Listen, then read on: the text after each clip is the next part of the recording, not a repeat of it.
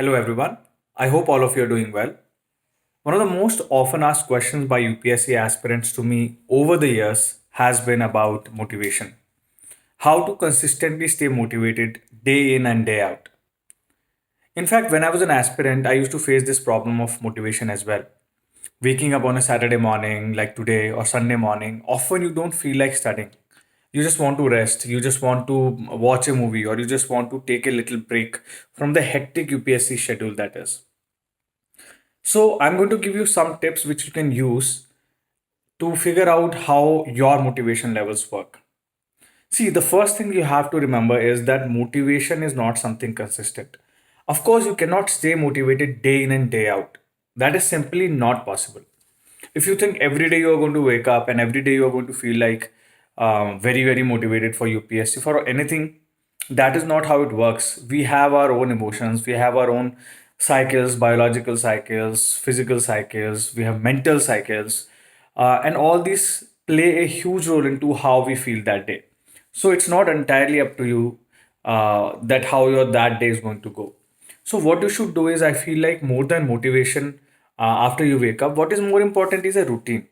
What is more important is a discipline that you have inculcated in your daily routine on a very regular basis. So, for example, let's say today I wake up and today I have to finish 5 chapters of ancient history. First chapter is Indus Valley Civilization. The second chapter is then about, let's say, the Mauryan Empire. But I don't feel like studying. I know I have the plan in front of me, I have the syllabus in front of me, but I just don't feel like studying. So, in that case, what you should do is take a small break, take a 30-40 minute break. But remember that try to finish at least some part of what you had planned for that day. Do not have a day that goes completely blank as far as your plan is concerned. Because what will happen the next day is you might tend to repeat that. Just say, for example, I will give you an instance when I have to go to the gym. If I have to go to the gym every day, but I skip one day, then it is very, very likely that I might skip the next day as well, unless it is the break day. Similarly, let's say you run every day and you go for a 5 kilometer run today, and tomorrow you have planned a 2 kilometer run. Then you wake up in the morning and you think, chalo, today is only 2 kilometer run. I don't really need to, it's a short run, I can skip it. But then it's very highly likely that you will feel not very nice the entire day. And even next day, you might not go for a run. So the power of routine is that every day, even if you do it little bit, you do it. So let's say I have to run 2 kilometers today. So instead of running the whole 2 kilometers, I just go for a walk of 2 kilometers. Or I just go for a run for 500 meters, 1 kilometer, or something like that. Or I just even get up and go out. Even that will be enough because your routine will continue. So similarly for UPSC studies, don't break your routine. At least get up, at least try to, just put your book in front of you and study. If you're not feeling like studying that particular topic, study something else that you are interested in. You can look at question papers, you can look at aspirants, any kind of experiences. You can talk to aspirants that you know, or you can even look at toppers copies or toppers talks. So that way at least you will be in routine of studying for UPSC. So number one top thing, routine might be something very boring, but routine is the most powerful thing. Because if you do it on a daily basis, small increments eventually will add up and they will really benefit you. So the first thing in motivation is about routine. It's more about routine than about motivation. The second thing is keep reminding yourself. Keep reminding yourself why you are doing what you're doing. And that will help you to kind of get up and motivate yourself.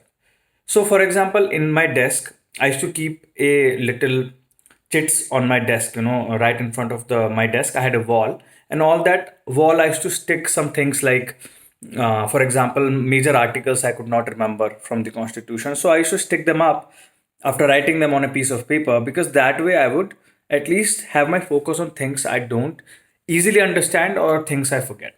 Similarly, you can have on your desk things that remind you about where you want to get your goal, whatever it is. So that is very, very important. And the third thing I want to say is that remember that motivation is not just about becoming an IS officer. Motivation is just about having a good life, a good, wholesome, and interesting life where you're doing cool things, where you're reading, you're exploring, you're traveling, and you're doing good work for the people.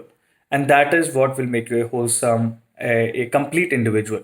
So for that, I just recommend that don't think of the UPSC as an end in itself. It is not. It is just a part of the big journey that you are on. So even after UPSC, I think I continue to be an aspirant because I now aspire for other things in life. I want to do my work well. I want to work for the people that I'm doing, where I'm posted. I want to make nice classes for all of you aspirants. These are the things that interest me, and that's why I do them. I read. That is a habit I've continued to have. So these are just small things that you aspire for and you do. And of course, I aspire for other things also. Like I want to travel more, I want to explore more, I want to learn more. So aspirations never stop, and being an aspirant never stops. So motivation is also about figuring out your why. So the first thing I told you was about your routine, the power of the routine. The second thing I told you about was this journey that you have to just undertake and you can never stop. And the next thing that I'm going to tell you is a little bit more personal, that for me motivation is something that you also I feel do well in. If you are motivated to do something, then it is also likely that you are good at doing it, because if you're not good at something, then of course you will not do it because you don't enjoy the things that you're not good at. So try to measure your progress every day when you are studying for UPSC, or not every day, sorry, every week or every month. So try to do a small test series from the old test papers of UPSC. Try to do a test series from any of the institutes you might be subscribed to, or try to write an answer after you've finished your content or something. So try to test yourself, but after you have studied some contents, because if you test yourself, you will know where you stand. You might feel down if you don't do well, but eventually after practice you will do well, and then you will feel up, you will feel more motivated, and it will be a more calculated way to motivate yourself, more calculated way to develop yourself in a balanced day when it comes to UPSC preparation. So these are my top advices. These are my just life advices. I think these will help you in your UPSC journey, as well as other things that you're doing. So let me know if you have any comments, any thoughts, any suggestions. I'm doing a lot of interaction with aspirants. I'm trying to do that a lot more now. So I will try to answer your questions as well. Thanks. Bye bye.